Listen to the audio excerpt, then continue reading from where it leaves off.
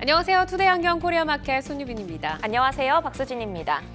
네, 1년 만에 코스피가 2,600선을 회복을 하면서 썸머랠리에 대한 기대감이 확산하고 있습니다. 예상보다 강하지 못한 중국의 경기 회복 강도, 그리고 연준의 통화 정책의 불투명성은 여전한 변수로 꼽히고 있는데요.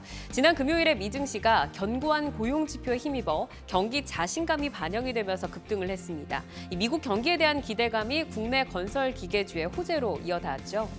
네, 건설 기계주는 북미 시장 훈풍에 2분기도 순항이 예고되고 있습니다. HD 현대인프라코어, 두산밥켓, HD 현대건설기계 등이 급등하면서 동반 강세로 마감을 했습니다.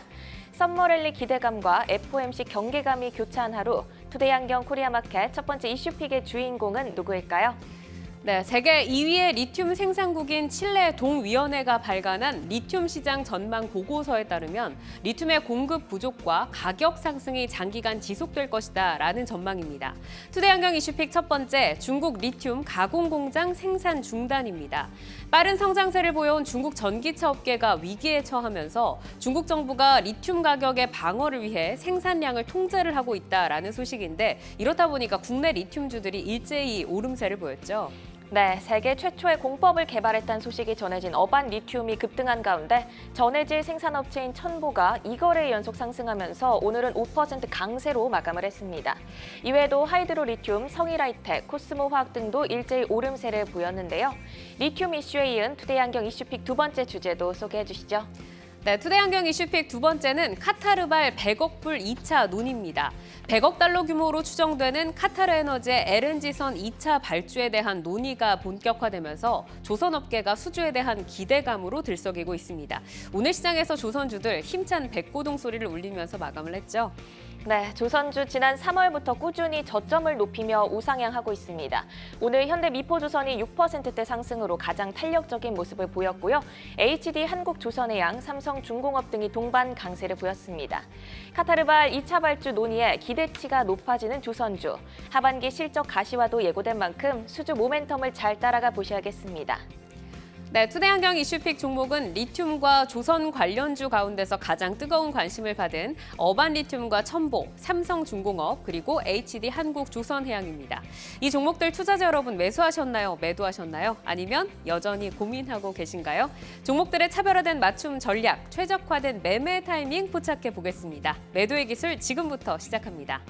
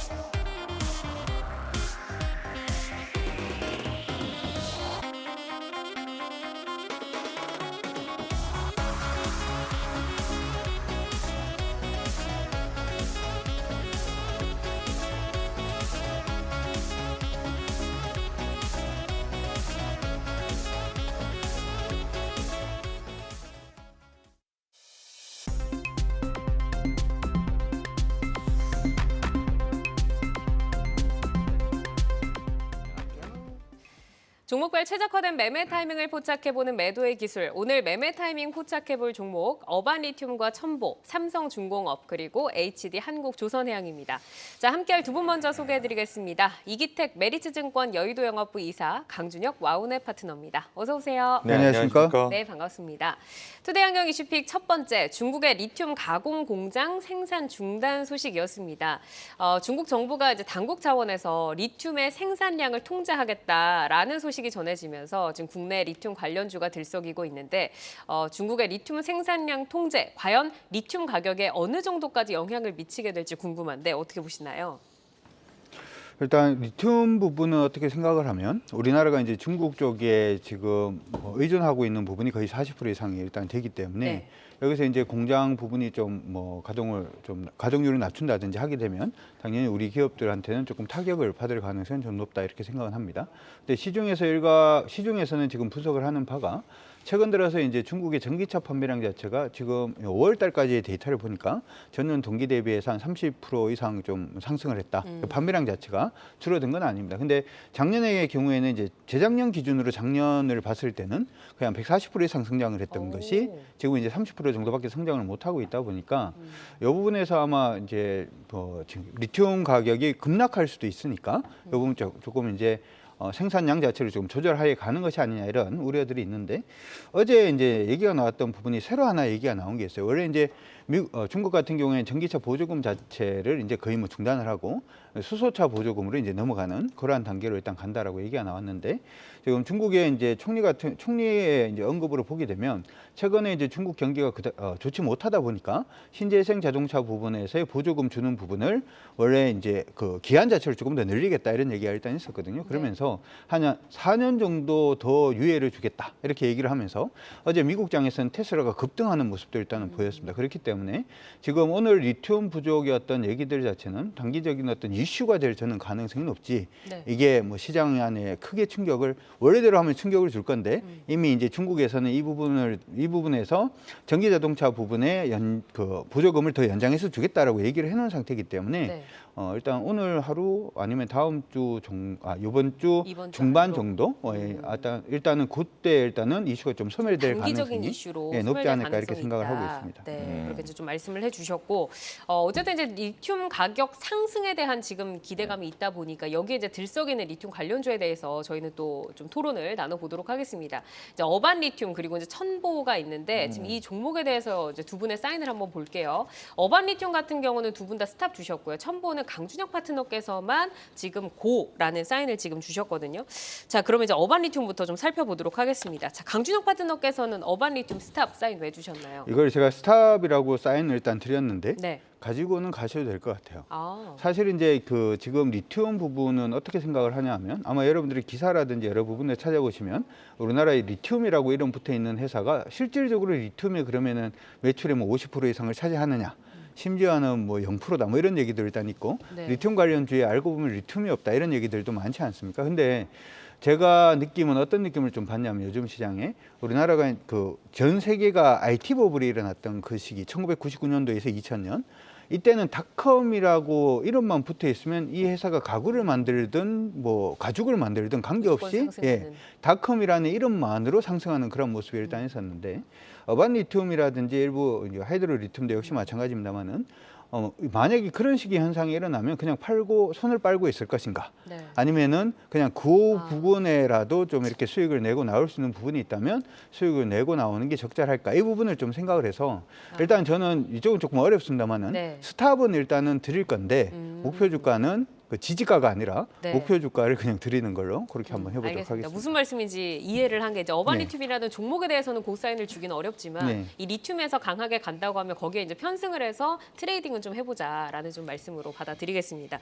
자 이제 이기태 기사 같은 경우도 이제 스탑 의견을 동일하게 주셨는데 중국의 리튬 생산량 통제가 이제 가격 상승으로 연결이 된다고 하면 그러면 실제로 이제 리튬을 생산하고 있는 업체들에는 어떤 효과를 좀 기대할 수 있는지 좀 짚고 갈게요. 당연히 리튬 가격에 영향을 줄 것이고 그렇게 되면 당연히 이제 판매가가 올라가니까 생산 업체들은 실적 개선이 기대감이 있을 수가 있는 이슈인 건 사실입니다. 그렇다고 그래서 뭐 지금 현재 5월 달 들어서 리튬이 오늘만 오른 게 아니라 5월 달 들어서 40% 정도 반등이 나왔고요. 11월 대비해서는 아직도 45% 하락 구간에 좀 있습니다. 그러니까 11월이 고점이었고 5월 달에 반등을 좀 보였는데 이제 가격 안정권에 좀 들었다 그렇게 보여지는데 이게 제가 계속 고를 말씀드리기가 좀 힘든 게 망간하고 코발트 뭐 이제 2차 전지에 들어가는 다른 재료 소재들을 보면 가격이 그렇게 반등이 리튬처럼 세게 나오지 못하고 있거든요. 이건 업황을 대변하는 게 아닌가 그렇게 볼 수가 있겠습니다. 어느 정도 가격 통제선 안에 들어와 있는 건 가격 통제를 중국에서 하고 네. 적정한 가격들을 유지하고 있는 건 가격 통제를 안 한다라고 다시 바꿔 말할 수 있는 부분일 텐데요.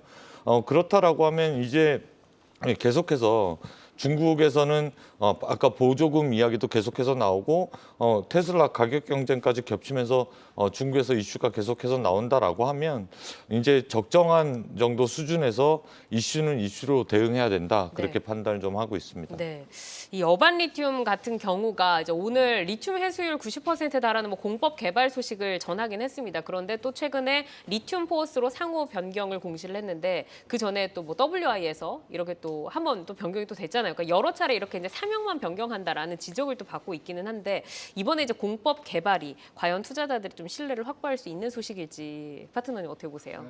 미국에도 이거하고 비슷한 기업이 있거든요. 제가 확실히 기업 이름이 생각이 안 나는데 네. 뭘 하다 보니까 이제 IoT가 된다라고 하니까 기업 뒤에다가 IoT를 붙였다가 최근 들어서는 AI가 된다라고 하니까 기업 뒤에다가 AI로 지금 사명을 바꾸었어요. 그러니까 그런데 이제 주가가 이제 간단 말이죠. 아까 이제 얘기했던 사명이 어떤 효과 자체가 이런 게 아닌가 이렇게 생각이 들고 사실 이제 어반 리튬이라든지 하는 종목군들이 공법을 개발했다라고 하면 이게 실질적으로 돈을 벌 때까지는 시간이 꽤 걸릴 거잖아요. 네. 아까 얘기할 때 리튬 없는 회사다 이렇게 얘기를 했는데 그와 비슷한 회사가 하나 돼 있죠. 포스코 엠텍도 역시 비슷한 회사들 중에 하나인데 그래도 여기는 회사 안에 그 포스코라는 회사하고 이제 위탁 생산이라든지 하는 부분을 통해서 리튬까지 갈 수 있는 수산의 리튬까지 갈 수 있는 길이 제시가 돼 있으니까 예, 가능성이 돼 있는데도 불구하고 이 종목은 오늘 뭐 오르다가 말았어요. 근데 어반 리튬이라는 종목은 굉장히 세게 올랐다는 점을 생각을 해보면 그냥 개인들이 좀 많이 오른 거 아니냐. 이름덕이다 이렇게 생각을 하고 만약에 이제 리튬이 되었던 2차전지 관련된 종목을 진짜로 하시고 싶다 이렇게 생각을 하신다면 지금 공법을 개발한 회사에 접근을 하기보다는 실적이 나오는 회사로 접근하시는 게 어떨까 싶습니다. 네, 아무래도 이제 또 어반 리튬으로 이름이 바뀌었을 때 올랐던 그 전력이 있기 때문에 네. 또 시장에서 강하게 좀 반영을 하는 것 같습니다.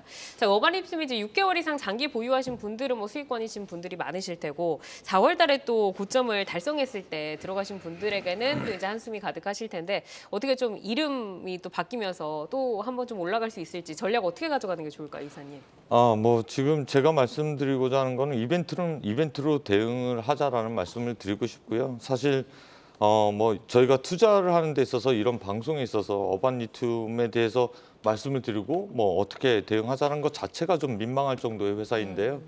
뭐 5번째 상호를 변경해서 주가가 움직인다. 그러니까 따라가자 말자 이런 거 얘기하는 것 자체가 투자자의 뭐 투자가 아니라 투기 쪽에 가까운 거죠. 뭐 이제 뭐 어디 가서 홀이 나온다, 짝이 나온다, 맞춰달라 뭐 이런 얘기를 하는 거나 동전 앞면 뒷면 맞춰달라 이런 얘기를 하는 거나 다름이 없다라고 생각이 되거든요. 그렇기 때문에 지금 뭐 제가 어떻게 대응을 하시자라는 말씀드리기가 참 곤란한 종목이다라고 말씀을 드리고 싶습니다. 알겠습니다. 여기까지 이제 듣도록 할게요. 어반 리튬에 대한 의견은 이렇게 좀 정리를 해보고 첨보로 넘어가 보도록 하겠습니다. 첨보는 전해질 업체죠. 특수 전해질 시장에서 높은 경쟁력을 확보를 하고 있는 회사인데 역시나 여기에서도 이제 두 분의 사인이 엇갈렸습니다. 지금 이기태 기사님 스탑, 강준혁 파트너께서는 고 주셨는데 첨보가 이제 5월에 계속해서 바닥을 좀 다지더니 지난주부터 위로 좀 고개를 드는 모습이에요. 오늘 20만 원으로 이제 거래를 마쳤는데 강준혁 파트너께서는 첨보 더 갈 수 있는 이유 어디 있다고 보세요? 일단 기존에 있었던 첨보의 악재 자체가 좀 해소되는 게 아닌가 이렇게 생각이 들어서 조금 더 가져가셔도 저는 무리 없다 이렇게 생각을 합니다.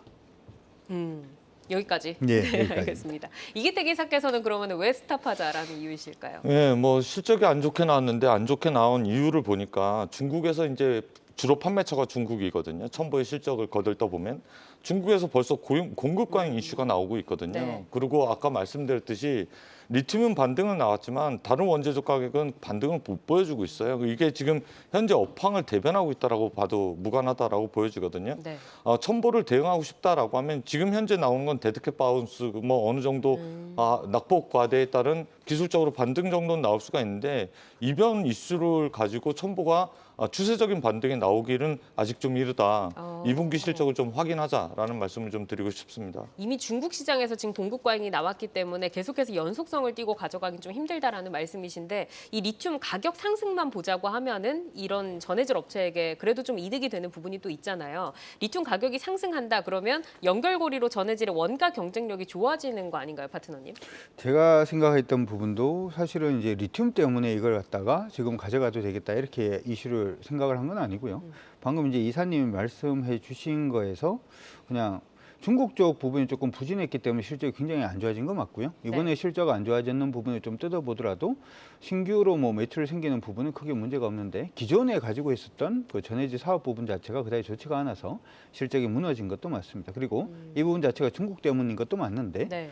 중국에서 전기차 판매량이 그 예전에 폭발적으로 증가를 하다가 아까 말씀을 해드릴 때 30%로 예, 낮아졌죠. 그 정도밖에 이제 성장을 못했다 이렇게 말씀해 드렸는데 그 이유 자체가 어떻게 보면 보조금의 축소라든지 하는 부분이 아닌가 이렇게 생각을 합니다. 근데 중국에서는 뭐 경기를 살리기 위해서 이제 소비 부분을 조금 활성화시키기 위해서 이 부분을 원래 애시당초는 원래 그냥 끝나는 것으로 얘기를 했습니다만은 4년 정도 더 연장을 하겠다라고 얘기를 하면 개인적으로는 중국에서의 전기차 시장 자체의 어떤 정상이라고 얘기하기보다는 이전의 성장세 정도만큼은 아니더라도 어느 정도의 성장세의 그 회복 자체는 충분히 나올 수 있다 이렇게 생각을 하고요.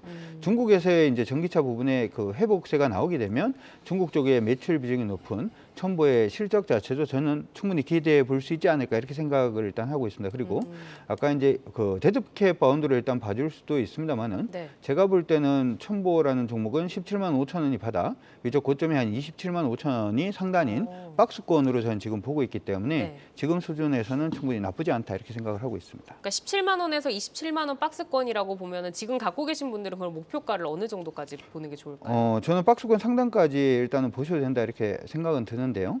그냥 저항선 좀 많이 걸려 있는 가격권을 보니까 5만 8천 정도 일단 위치를 하고 있으니까 그 정도까지는 충분히 가능하지 않을까 싶습니다. 네, 알겠습니다. 자, 그럼 이제 리튬은 여기 정도로 정리를 하고 저희가 조선주로 좀 넘어가서 말씀을 좀 여쭤보도록 하겠습니다. 이제 100억 달러 규모로 추산되는 카타르 에너지 2차 발주에 대한 논의가 지금 본격화되면서 조선업계가 다시 한번 수주 기대감을 지금 들썩이고 있습니다. 자, 이번 프로젝트로 기대되는 국내 조선사들의 수주 실적 어느 정도나 될까요, 이사님? 예, 뭐 지금 현재 HDD 한국조선해양 수주 목표를 한 72% 정도 달성했고요. 삼성중공업과 이제 하나오션이죠. 예, 대우조선해양은 이제 각각 28%, 15.2% 정도 달성했는데 이게 제가 저번에도 말씀드렸듯이 라마단 기간, 그러니까 이슬람 국가에선 종교 행사가 있잖아요. 네. 그 라마단 기간이 항상 봄철에 있어요. 그런데 이번에도 4월 말까지 라마단 기간이었고 그 이후에 수주에 대한 바람이 불 겁니다라고 말씀드렸는데 관련돼서 이슈나 이제 보도 자료가 계속해서 나오는 모습이에요. 올해는 수주가 당연히 21년도가 상당히 좋았기 때문에 22년, 23년 계속 좋지 못할 거야라는 부분이 있었고요. 가장 고부가치 선박이었던 LNG가 러시아 우크라이나 사태 이후로 그다지 좋지 못할 거야 했는데도 사실은 한국 국내 수주는 상당히 큰 폭의 이제 수주 달성을 하고 있거든요. 그리고 상저하고의 그림을 그릴 거야라는 그 그림대로 차근차근 수주를 해 나가고 있기 때문에 10년 동안 구조조정 이후에 봄날은 왔다 그렇게 보여지고요. 상저하고라는 것은 상반기보다는 하반기가 더 좋다는 실적을 기대할 수 있기 때문에 내년 이맘때까지는 계속해서 조선주는 꼭 지켜보셔야 된다라고 말씀을 드리고 싶습니다. 사실 뭐 조선주가 수주를 계속 받음에도 불구하고 저희가 실적이 언제 찍힐 것인가 이거에 대한 우려가 있어가지고 주가가 그만큼 좀 가지 않았는데 이제 다시 또 봐야 된다라고 좀 말씀을 주셨습니다. 자, 오늘 종목은 삼성중공업 그리고 HD 한국조선해양에 대해서 저희가 말씀을 여쭙겠는데 두 분 모두 이 종목에 대해서 다 고사인을 주셨어요. 자, 삼성중공업 기분 좋게 한번 출발을 해보도록 하겠습니다. 자, 삼성중공업 먼저 가야 하는 이유 이기태 기사께 먼저 들어볼까요? 예, 이제 배 만들 곳이 없습니다. 그리고 선사들은 배를 주문할 곳이 없어요. 왜냐하면 탈중국화의 지금 시장 환경 속에서 중국에 발주 줬다가 어떻게 될지 모르는 불안 요소나 리스크를 안고 선사들이 중국에 발주를 주기 힘들거든요. 그러면 이제 배 만들 곳은 딱 두 군데 남습니다. 일본하고 우리나라 남는데 자기 구미에 맞는 배를 발주해서 빨리 받아야 되는데 일본은 그 능력이 안 되거든요. 그렇다고 하면 발주처에서 당연히 우리나라를 선호할 수밖에 없고 도크가 꽉 차 있는 상태에선 단가가 당연히 올라갈 수밖에 없습니다. 우리부터 채우고 난 다음에 그 다음에 일본으로 가야 되기 때문에 우리부터 먼저 발주를 많이 할 수 있지 환경이 되지 않을까라고 보여지고 고부가치 성과 위주로 입맛에 맞는 배를 발주받을 수 있는 환경은 조성됐다 그렇게 평가할 수가 있겠습니다. 한국의 수주가 꽉 차야 그 뒤에 일본으로 넘어갈 것이다라고 좀 말씀을 좀 주셨는데, 자, 삼성중공업의 수주 실적부터 좀 보도록 하겠습니다. 상반기 수주 실적 그리고 이번에 2차로 받을 수 있는 수주 어느 정도까지 좀 볼 수 있을까요? 네, 상반기 아까 말씀드렸듯이 이제 올해 목표치 23%인데 무난하게 하반기 때까지는 수주 목표치를 다 받을 것으로 보여지고요. 최근에 들어서 수주에 따른 소식이 계속해서 나오고 있기 때문에 고부가치 선박 위주로 입맛에 맞는 성가에 맞는 그러한 배를 발주받을 것으로 보여지고 있습니다. 그렇기 때문에 삼성중공업은 10년 만에 이제 흑자로 전환하는 원년이 되지 않을까 그렇게 보여지고 있습니다. 네, 강준혁 파트너께서도 이번에 좀 의미 있는 성과가 있을 것이다라고 좀 기대를 하시는 걸까요? 사실은 제가 생각할 때는 성과가 있는 부분에 이전에 계속 보여줬어요, 조선주들이. 그러니까 계속의 수주를 했음에도 불구하고 원래 이게 수주 산업인데 네. 주가가 계속 안 움직였단 말이죠. 이제 실적을 확인해야 되겠다, 뭐 이렇게 얘기가 나왔는데 올해부터 일단 실적 나오고 있거든요. 그러면 더 이상 기다릴 부분은 없지 않나 이렇게도 생각을 하는 거고, 사실 이제 삼성중공업에 대해서 이제 카타르 얘기를 일단 해주셨는데 카타르만 있는 건 아니고요. 딴 데서도 이제 LNG 관련된 선박 자체를 수주하려고 굉장히 노력을 많이 하고 있죠. 토탈 에너지사 부분에서도 지금 LNG 프로젝트 부분에서 수주 발주가 있을 것으로 예상을 하고 있고요. 그리고 이제 아까 이제 LNG선 말씀해 주셨는데 전 세계에 이제 조선 국가라고 생각을 하면 한국이 있고요. 그 다음에 중국이 있고 일본이 있는데, 중국 같은 경우에는 사실 미중 무역 갈등뿐만 아니라 시장 안에서는 LNG선을 이제 만들 기술력이 안 된다라고 어떻게 보면 인정이 되어 있는 그러한 회사이기 때문에 아마 뉴스 기사를 찾아보시면 예전에 중국에다가 저가로 LNG선 넘겼는데 거기서 만들다가 중국 선박 그 회사에서 우리 못 만들겠다라고 얘기를 해서 우리나라에 가지고 와서 선박을 만든 적도 있었기 때문에 이게 어떻게 보면 그런 의미로 따져본다라고 하더라도 방금 이제 이기태 기사님이 말씀해 주신 것처럼 LNG선을 만들 때는 우리밖에 없다 이렇게도 되고요. 시장 안에서는 그거 외에도 이제 친환경 선박이라고 해서 암모니아선이 됐던 LNG 추진선이 되었던 아니면 메탄올선에 대한 얘기들도 나오고 있는데 이거 만들 수 있는데도 우리나라밖에 없습니다. 특히 이제 삼성중공업 같은 경우에도 이제 에버그린에서 메탄올 추진 컨테이너선 지금 발주 가능성이 지금 타진되고 있기 때문에 여러분들이 이게 우크라이나전 때문에 다른 조선주보다도 삼성중공업이 많이 밀렸거든요. 그래서 지금부터라도 관심 가지시면 좋을 것 같습니다. 네. 이제 뭐 수주가 나오면 실적을 보자라고 했는데 이제는 실적도 나온다, 그리고 기술력도 좋다라고 이제 좋은 얘기들 이제 쭉 해주셨는데, 사실 주가가 이제 투자자들이 이 매도 타이밍을 잡아나기가 굉장히 좀 힘든 시점이 1년 동안 좀 이어졌을 것 같습니다. 기존에 보유하신 분들 지금 빨리 내리면 안 될까요? 언제까지 좀 보면서 전략 가져갈까요? 내년까지 보자고 아까 전에 말씀드렸던 이유가 다른 쪽에 있지 않습니다. 인플레이션 때문에 원자재 가격이 올라갔고요. 러시아 우크라이나 사태 때문에 철강 가격 올라갔습니다. 이제는 조선 가격도 올라갔고 사실은 인건비도 올라갔기 때문에 인플레이션만 어느 정도 잡혀진다라고 하면 마진폭은 개선될 수 있는 그런 환경이다 그렇게 말씀을 드리겠고요. 10년 만에 구조조정을 통해서 23년에 올해 본격적으로 이제 흑자 전환의 원년이 될 것 같고 그러한 거에 협상력 우위를 가진 이제 삼성중공업이라든가 조선사들이 결국에는 마진폭 개선이 이제 하반기 내년도까지 계속해서 늘어날 수 있는 환경이다. 중고성가가 하락함에도 불구하고 신조성가가 올라가고 있다는 것은 앞으로 친환경 조선 그리고 고부가치 선박을 잘 만드는 우리나라의 조선사들한테는 호기가 돌아왔다 그렇게 보시면 되겠습니다. 네, 알겠습니다. 자, 이어서 HD 한국조선해양으로 넘어가 보도록 하겠습니다. 역시 이 종목도 두 분 모두 이제 고 사인을 주셨는데 이기태 기사의 의견 먼저 들어보도록 하겠습니다. 한국조선해양 왜 더 갈까요? 예, 아까 말씀드렸듯이 인력난이 문제였습니다. 대우조선해양도 사실은 이제 구직난에 못 이겨서 결국에는 해외에서 인력을 축원하고 있고 가장 먼저 했던 게 한국조선해양입니다. 그래서 선제적으로 인력 확충에 대해서 납기 준수의 안정성을 갖췄다라는 평가가 나오고 있고요.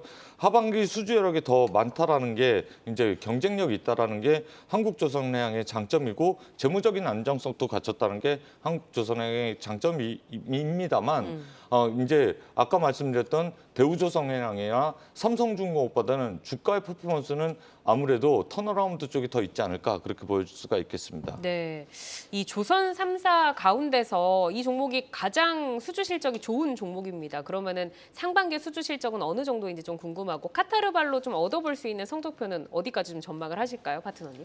저는 사실 이제 수주 부분은 굉장히 많이 됐죠. 그중 50% 이상 일단 돼 있는 그러한 상태고, 지금 두 번째로 카타르 자꾸 얘기를 하는데 카타르는 그냥 얻어진 패라고 저는 사실 생각을 해요. 그리고 이제 HD 한국조선해양 같은 경우에 먼저 턴어라운드를 했는데 사실은 이제 HD 현대중공업이라든지 HD 3호 그 조선 같은 경우에도 중국 같은 경우에 어떤 실적이 이제 포괄이 되어서 어떻게 보면 HD 안에서의 어떤 조선 지주사 같은 그런 느낌으로 여러분들 봐주시면 좋을 것 같은데요. 당연히 실적이 좋아질 수밖에 없고요. 가장 문제가 되었던 것이 현대 3호 중공업 부분이 문제가 되었는데 이 부분이 수주도 지금 빨리 살아나고 있기 때문에 어떻게 보면은 자회사들의 실적, 모든 자회사들의 실적이 지금 다 살아나고 있기 때문에 지주회사가 안 갈 이유는 없다 이렇게 생각을 합니다.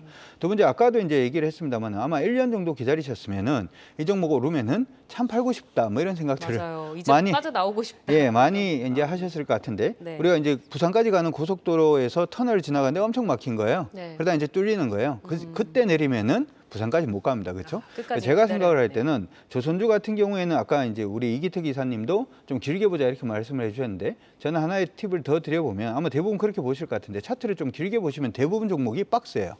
박스권 상단까지는 무조건 다 노린다 이렇게 생각하시고 보시는 게 좋을 것 같습니다. 그러면 목표가 바로 좀 들어볼까요? 예, 일단은 HD 한국조선해양 같은 경우에는 최소 못 가도 16만 원까지는 일단 들고 가보시는 게 어떨까 싶습니다. 최소 못 가도 16만 원까지. 네, 그럼 네. 이기택 이사께서는 얼마까지 좀 보자라고 전략을 예, 저도 보실까요? 박스권 상단 16만 원이 적정 가격이 아닌가 보여지고요. 저걸 네. 돌파한다라고 하면 사실은 이제 매물대를 소화하는 거래량이 좀 있어야 되는데 그때 거래량을 좀 체크하고 기술적으로 접근하자 그렇게 말씀드리고 싶습니다. 우선은 이제 14만 원 지금 제시가 됐는데 어제 16만 원까지도 열어두고 좀 보신다라고 하셨고 더 뚫어낼 수 있는 힘만 있다고 하면 어쨌든 길게 좀 보는 게 좋다라는 말씀을 좀 이렇게 해주셨습니다. 자, 저희가 이제 종목에 최적화된 매매 타이밍을 이렇게 포착해보는 코너가 바로 매도의 기술인데 오늘 어반리튬과 첨보, 또 삼성중공업과 HD 한국조선해양 이렇게 이제 4 종목을 살펴드렸습니다. 저희가 이제 매도의 기술 종목들은 현재 주가 그리고 현재의 모멘텀을 기준으로 매매 포인트를 제시를 해드리기 때문에 늘 시장 상황에 따라서 전략이 변동될 수 있다는 점은 유의를 해주시기를 바라겠습니다. 자, 매도의 기술에서는 주요 이슈와 모멘텀 항상 팔로우하면서 여러분의 매매 전략 계속해서 체크해드리겠습니다.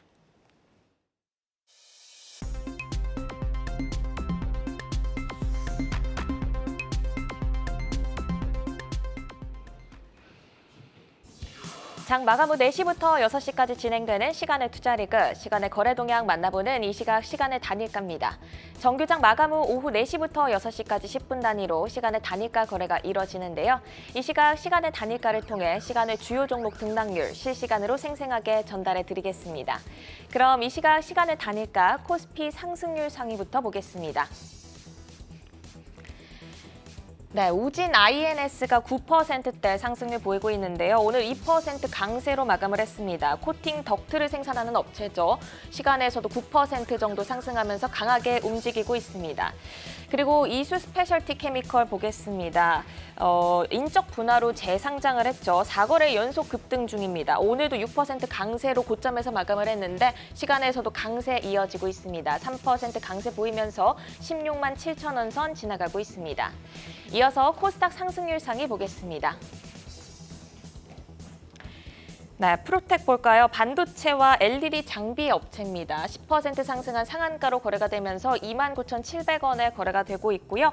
KT알파, KT 계열의 콘텐츠 플랫폼 서비스 업체입니다. 외국인의 순매수에 힘입어 오늘 3% 강세로 마감을 했는데요. 시간에서도 9% 정도 강하게 출발하고 있습니다. 그리고 LTC 보시면 LCD용 박리액을 생산하는 업체입니다. 역시 9% 강세 보이면서 11,700원 선 지나가고 있습니다. 계속해서 시간의 단일가 코스피 하락률 상위 보겠습니다. 오늘 강보합으로 마감했던 아시아나항공이 2.5% 정도 하락하면서 코스피에서 가장 크게 밀리고 있습니다.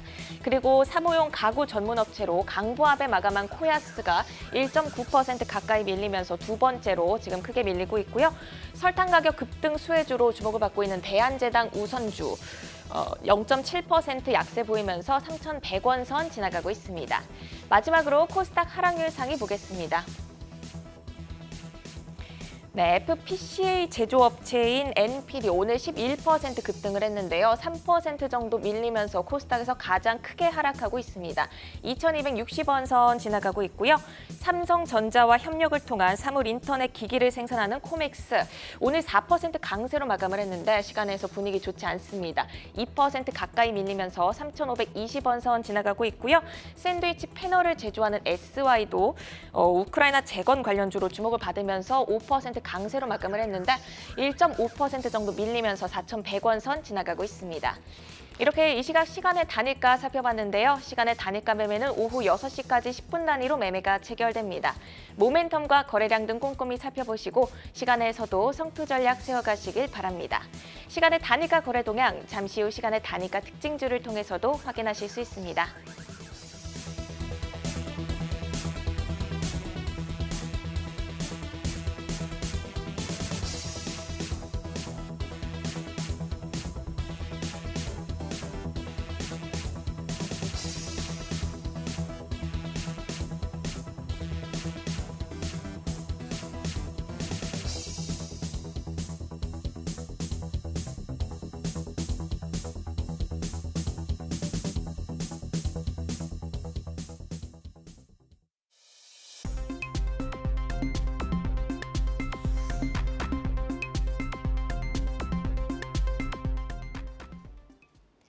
다양하게 부각되는 이슈와 모멘텀 속에서 연속성 있는 재료로 우상향할 주인공 누가 될지 만나보도록 하겠습니다. 자, 라이징 스탁 세 분이 가지고 오신 종목 화면으로 먼저 확인을 해보시죠.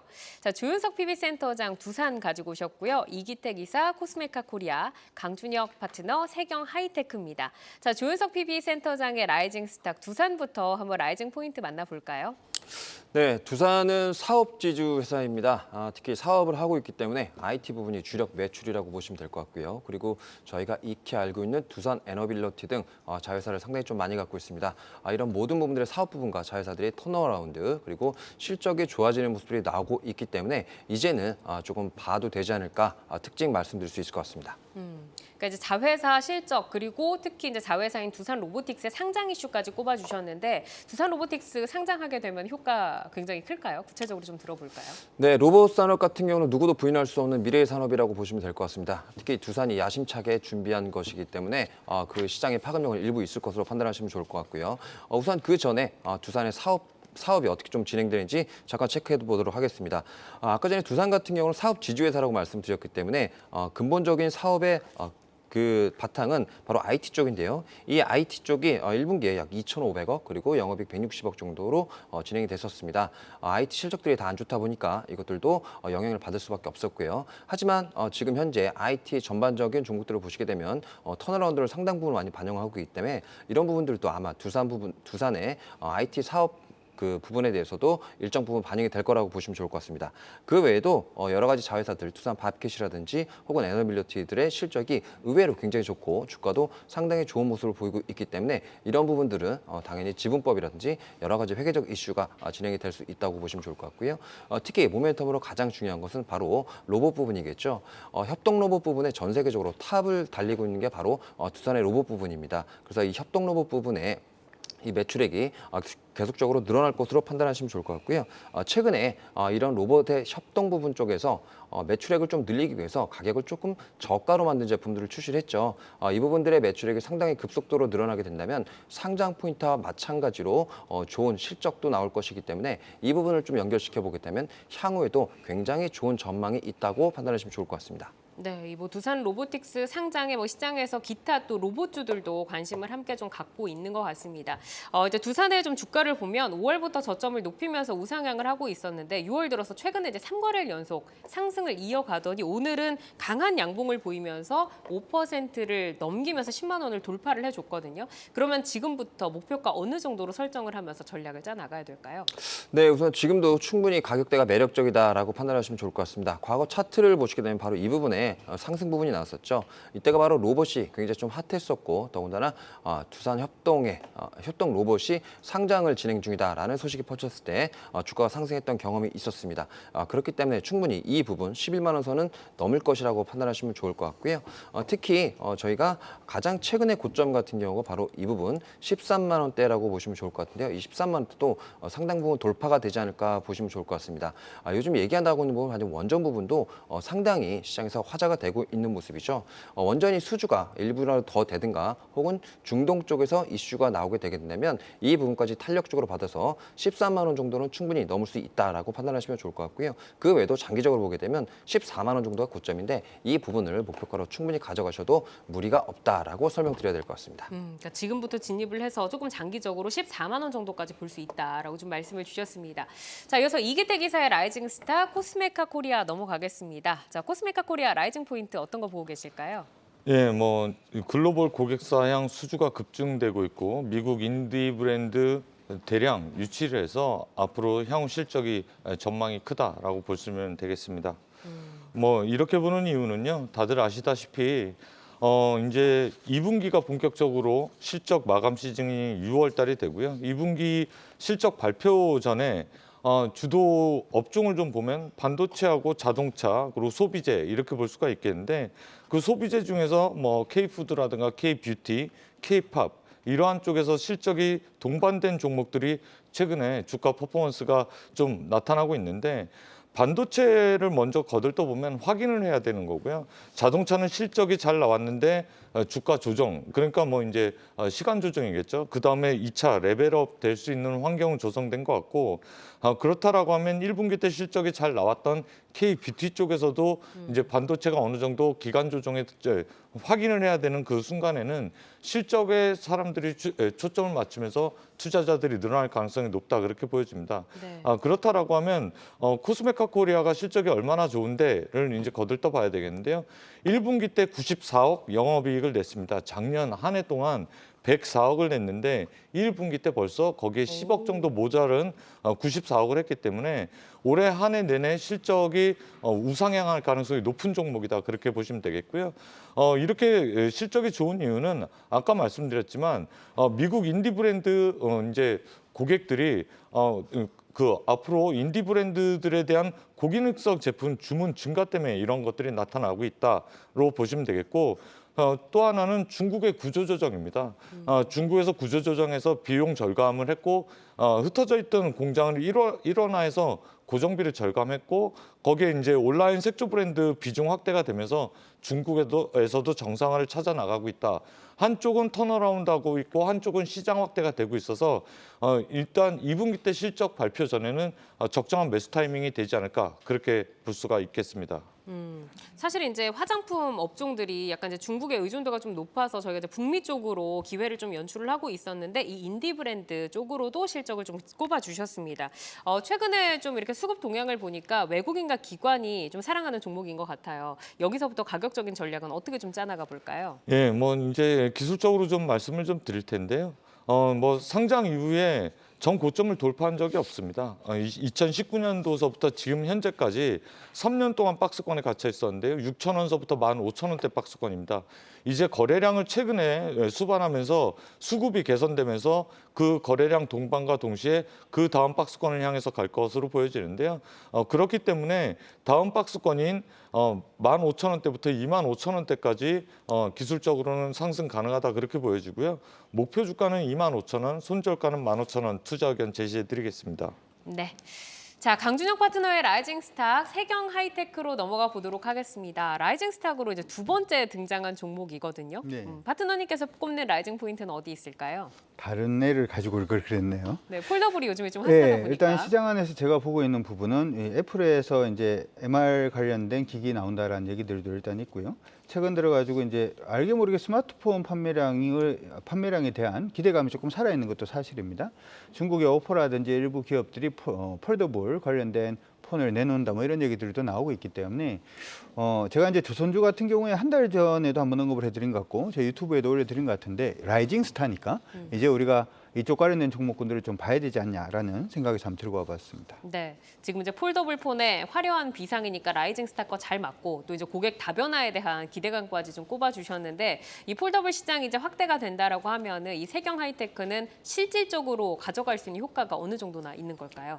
일단 이렇게 생각하시면 좋을 것 같아요. 제가 오늘 세경 하이테크를 가지고 왔는데요. 아까 말씀드리기 전에 이제 중국에서 했던 스마트폰 시장의 뭐 성장, 회복이라든지 하는 부분에 우리가 조금 관심을 먼저 좀 가져야 된다 이렇게 말씀해 드렸죠. 그 전에는 MR 관련된 얘기도 했는데 사실 이제 MR 기기 안에서도 이제 스마트폰 안에서는 AR 기능 자체가 좀 활성화될 가능성이 높지 않을까 이렇게 생각이 들고요. 먼저 움직이고 있는 종목군들을 보게 되면 파트론이라든지 일부 카메라 관련된 종목들이 먼저 움직이고 있고 여기에 덧붙여서 이제 세경 하이테크, 소위 말해서 폴더블 기능까지도 우리가 충분히 생각을 해야 되기 때문에 미리 좀 준비하자라는 의미에서 한번 준비를 해봤습니다. 앞서서 말씀을 해드렸던 중국 관련된 기업들 같은 경우에는 샤오미라든지 오포가 지금 준비를 하고 있는 그런 모습이고 네. 그리고 큰 기업들 중에서는 구글이 또 준비를 하고 있고요. 삼성전자 같은 경우에도 지금 폴더블 관련돼서는 뭐 신제품을 지금 뭐 준비를 하고 있는데 특히 이제 폴더블 폰들은 중간에 주름이 계속 생긴다 이런 네. 얘기가 있었잖아요. 근데 힌지의 주름. 예, 이 힌지 부분의 주름을 없애는 부분도 지금 얘기가 나오고 있고요. 특히나 이제 여러분들 보시면 폴더블 폰 같은 경우에는 예전보다 사이즈가 계속 증가하는 모습을 일단 보여주고 있기 때문에 세경 하이테크 같은 경우에는 거기에 대한 수혜 자체를 전체적으로 다 입고 갈 수 있다 이렇게 생각을 해 두시면 좋을 것 같습니다. 따라서 지금 바닥권에서 처음 이제 고개를 좀 들고 있는 그러한 모습들도 일단 나타나고 있기 때문에 라이징 스타로서 손색이 없지 않나 이렇게 생각이 들고요. 네. 차트를 보여주신 거 보니까 목표가 24,000원 일단은 먼저 좀 말씀을 해드리도록 하겠고요. 네. 손절 가격은 17,250원 정도 이렇게 잡고 보시면 될 것 같습니다. 네, 지금 뭐 이제 중국에서도 뭐 구글뿐만 아니라 뭐 샤오미, 뭐 삼성까지도 이제 폴더블 시장이 확장이 되고 있기 때문에 목표가까지 제시를 해주셨는데 계속해서 눈여겨 보시기를 바라겠습니다. 자, 투데이 안경 코리아마켓 라이징 스탁 조윤석 PB센터장의 두산, 이기택 이사의 코스메카 코리아 그리고 강준혁 파트너의 세경 하이테크까지 만나봤습니다. 함께 이제 주도주들 미리 잘 선점을 해 나가시기를 바라겠고요. 오늘 함께 해주신 이기택 메리츠증권 여의도 영업부 이사 강준혁 와우넷 파트너는 여기서 인사드리겠습니다. 고맙습니다. 네, 고맙습니다.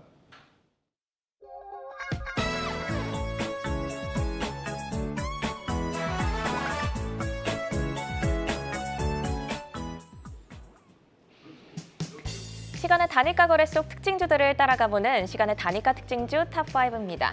시간의 단일가 거래는 내일장까지 연결돼 움직이는 종목들이 많습니다. 오늘 함께 하시면서 매매 전략에 잘 활용해 나가시길 바랍니다.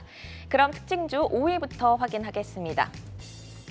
이수화학 올라와 있는데요. 인적 분할후 재상장한 당일 2거래 연속 상한가를 기록한 후 어제와 오늘 조정이 나왔습니다. 정유장에서 2% 정도 하락 마감했는데요. 시간에서 반등 시도하고 있습니다. 1.5% 상승하고 있네요. 4위 종목은 폴라리스 오피스입니다. 오늘 외국인과 기관 순매수에 힘입어 급증했습니다. 윗꼬리를 달긴 했지만 8% 상승 유지하면서 마감을 했는데요. 시간에서도 강세 이어지고 있습니다. 6%까지 상승률 끌어올리고 있습니다. 3위 확인하겠습니다. 반도체 후공정 업체 시그네틱스 올라와 있는데요. 테스트를 포함한 반도체 패키징 전문 업체입니다. 오늘은 강보합으로 마감을 했지만 시간에서 60만 주 이상의 거래량 터지며 거래량 1위 기록하고 있는데요. 4.3% 강하게 상승하고 있습니다. 2위 보겠습니다. 프로텍인데요. 반도체 장비, LED 장비를 생산하는 업체로 삼성전자, LG전자, SK하이닉스가 주요 매출처입니다. 5월 말 우상향 흐름을 보이다 최근 6거래 연속 하락 흐름이었는데요. 오늘 정규장에서 2% 하락 마감했는데 시간에서 강하게 상승하면서 분위기 반전되고 있습니다. 8.3% 상승하고 있네요. 대망의 1위 종목 확인하겠습니다. KT 알파입니다. KT 계열의 콘텐츠 플랫폼 서비스 업체로 외국인의 순매수에 힘입어 오늘 3% 강세로 마감을 했습니다. 시간에서 강한 에너지 분출하고 있는데요. 상한가로 거래가 되고 있습니다. 네, 그럼 특징주 2위 프로텍부터 보겠습니다. 반도체 장비, 자동화 공합 부품 제조 업체인데요. 앱쿠아 독점 공급 계약 해제 소식이 호재로 작용하고 있습니다. 오늘 정규장에서는 2%대 하락 마감했는데 시간에서 8% 강하게 상승을 하고 있습니다. 모멘텀의 연속성 기대해봐도 좋을까요? 네, 프로텍 같은 경우는 방금 전에 말씀해 주셨던 레이저 본딩 장비가 상당히 좀 이슈가 되고 있는 것으로 보시면 좋을 것 같습니다. 이 레이저 장비 같은 경우는 지금 저희가 가장 시장에서 IT에서 주목하는 부분이 바로 후공정이죠. 이 후공정 쪽에서 가장 중요한 장비 중에 하나라고 보시면 좋을 것 같습니다. 특히 기존의 리플로우 장비를 통해서 후공정을 진행했다면 이 LA 장비가 진행이 되게 되면서 상당 부분 선단 공정 그리고 후공정의 고급화가 계속적으로 진행이 될 수 있는 장비라고 봐주시면 될 것 같고요. 지금까지 계속적으로 판매가 한 개사에만 묶여있던 것이 이제는 풀리게 되면서 전방의 여러 가지 업체들, TSMC라든지 삼성전자, 하이닉스 누구라든지 이 장비를 구입할 수 있는 시간이 됐습니다. 그렇기 때문에 이 프로텍 같은 경우는 향후 성장 모멘텀이 계속적으로 풍부할 것으로 보고 있고요. 현재 LAB의 그 매출 포인트는 약 5% 정도의 매출 비중을 갖고 있는데 이 부분이 장기적으로는 30% 정도까지는 충분히 커나갈 것으로 보이고 있기 때문에 이 부분이 앞으로 시장에서도 계속 영향을 줄 것으로 판단하고 있습니다. 네, 반도체 후공정 장비인 LAB의 독점 계약이 이제 풀리면서 매출 증가에 대한 기대감이 크다란 말씀 들었습니다. 시간의 단위가 특징주 5위 이수화학도 보겠습니다. 인적 분화로 이수 스페셜티 케미컬과 함께 꾸준히 관심을 받고 있는데요. 향후 주가 전망은 어떻게 보실까요? 네, 이수화학이 강하게 올랐던 이유는 바로 이수 스페셜티 케미칼이라는 자회사를 갖고 있었기 때문이죠. 하지만 지분 구조를 보게 되면 이수화학이 그렇게 굉장히 좀 많은 구조의 지분을 갖고 있는 것은 아니다. 우선 그렇게 보셔야 될 것 같습니다. 그렇기 때문에 이수화학 쪽에는 본연의 화학 시장을 좀 보셔야 될 것 같습니다. 아직까지 본연의 화학 시장 같은 경우는 중국이라든지 여러 가지 이수화학에서 만들어내고 있는 제품들의 성수기는 아직 오지 않았다. 그렇게 먼저 이해를 하시고 주가에 좀 접근하셔야 될 것 같고요. 굳이 이수화학과 이수 분리된 스페셜 케미칼 둘 중에 하나를 고르라면 이수 스페셜 케미칼이 오히려 좋지 않을까 판단하고 있습니다. 왜냐하면 이수 스페셜 케미칼 같은 경우는 황화물계를 기본으로 하는 2차 전지 전고체 개발 중이죠. 황화물계가 지금 현재 2차 전지 전고체 중에서 가장 앞서 있는 물질이기 때문에 이 부분에 대한 투자 포인트는 여전히 유효하다고 보고 있습니다. 그렇기 때문에 저희는 이수화학 개별 주식을 보기보다는 이번에 신규로 분할된 이수 스페셜티 케미칼 이 주식을 보면서 계속적으로 매매를 좀 진행하시는 것이 좋을 것 같고요. 이 종목에 따라서 주가는 오르락내리락 할 수가 있다라는 점 말씀드려야 될 것 같습니다. 네, 이수화학에 대해서는 자회사 모멘텀보다는 본업에 대한 실적을 좀 봐야 하고 굳이 두 종목 중에 하나를 고르자면 이수 스페셜티 케미컬을 보는 것이 더 낫다는 평가까지 들어봤습니다. 저희 매도의 기술에서 조선주 업황에 대해 짚어봤는데요. 조윤석 센터장님의 의견이 좀 궁금합니다. 업황과 최선호주 들어볼게요. 네, 제가 예전부터 주식을 말씀드릴 때 그 턴어라운드 종목을 좀 집중해보자라고 말씀드렸는데 그 부분의 대표적인 것이 바로 현대 미포조선이라고 보고 있고요. 다른 조선들도 굉장히 좀 많이 움직이고 있지만 이런 슬라시라든지 여러 가지 조선업의 부황은 계속적으로 진행이 될 것이라고 보고 있고요. 더군다나 모든 사이클에서 PC선 같은 경우도 6년 내 최고치의 수주가 지금 나오고 있는 상황입니다. 그렇기 때문에 저는 지금 현재 상황에서는 탑픽을 현대 미포조선으로 판단하고 있습니다. 네, 조선 업계에 대해서는 현대 미포조선 탑픽으로 골라주셨고요. 저희 리튬주에 대한 뷰는 어떠실까요? 네, 리튬주 관련 같은 경우는 사실상 테마주일 확률이 매우 높다라고 말씀을 드려야 될 것 같고요. 특히 리튬은 광산 산업, 즉 원자재 산업입니다. 이 원자재 산업에서 가장 필요한 건 기본적으로 자본력이고요. 그리고 이 자본력 외에도 일관화된 서플라이 체인을 반드시 갖고 있어야 됩니다. 그렇기 때문에 앞선 시간에 여러 가지 종목들을 말씀해 주셨는데 그런 종목보다는 오히려 자본력이 굉장히 큰 포스코 홀딩스라든지 이런 화학업체 그리고 기존의 철강업체라든지 이런 업체들을 오히려 주목하시는 것이 상당히 좋은 포인트가 되지 않을까 말씀드려야 될 것 같습니다. 네, 테마적인 흐름이 강하다 보니까 그쪽보다는 자본력이 좀 갖춰져 있는 포스코 홀딩스라든지 오히려 철강 업종을 보는 것이 더 좋겠다라는 평가까지 들어봤습니다. 저희 그럼 내일 어떤 키워드에 중점을 두고 대응해 나가면 좋을까요? 네, 내일도 여전히 모멘텀들은 상당히 살아있는 업종이 많을 것으로 보고 있습니다. 최근에 계속 강세를 보였던 기본적인 섹터는 자동차와 IT였죠. 잠깐 쉬는 모습을 보여주고 있고 미국에서 여러 가지 주가들의 움직임이 나오고 있는데요. 대표적으로 현대 두산 인프라코어라든지 이런 건설기계 쪽도 계속적으로 좋은 모습을 보여주고 있습니다. 그래서 그렇게 연관된 종목들이 코스닥에서 상당 부분 많이 있다고 보시면 좋을 것 같은데요. 대표적인 것들이 바로 진성TC라든지 혹은 성강밴드, 태강 이런 중후장대 산업에서 효과를 그리고 물량을 충분히 확보할 수 있는 기업들을 좀 주목해 보시는 것이 내일에도 유효할 것 같습니다. 네, 자동차와 IT 그리고 건설기계 업종에 대한 기대감 유효하다란 평가 들어봤고요. 저희 LG전자가 오늘 52주 신고가를 썼습니다. 이 종목에 대해서는 어떻게 보실까요? 네, LG전자 같은 경우는 여러 가지 이슈가 굉장히 많습니다. 실적은 우선 기본적으로 굉장히 좀 많이 받침이 돼 있는 모습이고 더군다나 LG전자가 주력으로 지금 진행하고 있는 부분이 바로 자동차 부품 쪽이죠. 이런 전장산업 부품이 계속적으로 좋아질 수밖에 없는 산업이고 더군다나 LG전자의 이 사업부 자체가 수주가 굉장히 많이 있습니다. 이런 LG전자의 밸류션상에 아직도 이 전장사업부가 아직도 포함이 되지 않은 것으로 판단하고 있기 때문에 이 전장산업의 속도에 따라서 앞으로도 LG전자의 주가는 꾸준히 장기적으로 우상향할 가능성이 매우 높기 때문에 LG전자는 여전히 긍정적으로 판단하는 것이 좋다고 말씀드릴 수 있을 것 같습니다. 네, 이렇게 오늘 시간의 특징주 살펴봤는데요. 시간의 특징주들은 내일장 흐름과 방향성을 같이 하는 경우가 많습니다. 종목별로 베스트 전략까지 짜드렸으니 참고해보시면 좋겠습니다. 오늘 함께해 주신 조윤석 SK증권 서초센터 PB센터장은 여기서 인사드립니다. 고맙습니다. 아시아 증시와 유럽 시황 전해드립니다. 아시아 증시는 지난주 금요일에 증시 급등 여파로 일부 업종에서 순환 매우 움직임을 보였습니다. 본토 지수부터 보시면 상해 종합지수 등락을 거듭하다 0.07% 소폭 상승하면서 마감했습니다. 선전 지수는 0.47% 하락으로 밀렸고 마감을 앞둔 홍콩 항생지수 현재 0.84% 빨간불로 거래 이어갑니다.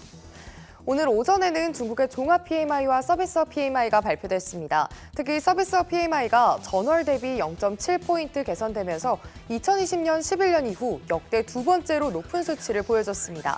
이번 PMI 발표가 중국이 위드 코로나로 전환되고 난 후에 서비스업 분야가 개선됐다는 걸 의미하는 것 같습니다. PMI 발표 영향으로 오늘 장에서 서비스 섹터 강했고 준수했던 5월 차량 판매량에 힘입어서 자동차 업종도 상승세 이어갔습니다. 유럽 개장 상황 전해드립니다. 오늘 독일 닥스 지수는 0.37% 소폭 상승하면서 출발합니다. 조금 전 독일의 수출입 지표와 무역 수지가 발표됐습니다. 지난 4월 독일의 무역 수지 흑자 규모가 증가세를 이어갔고 예상과는 다르게 수출이 증가하고 수입이 감소했습니다. 이 부분도 한번 체크해 보시면 좋을 것 같고요. 잠시 뒤에는 독일의 5월 종합 PMI와 서비스 구매자 관리 지수가 발표됩니다. 프랑스 개장 상황도 한번 체크해봅니다. 오늘 프랑스는 0.1% 소폭 상승하면서 출발했습니다. 우리 장은 내일 쉬어가지만 프랑스는 정상으로 개장하죠. 내일 오후에는 프랑스의 5월 월간 소매 판매 지수와 연간 소매 판매 지수가 발표되니 챙겨보시면 좋을 것 같습니다. 지금까지 아시아 유럽 시황 전해드렸습니다.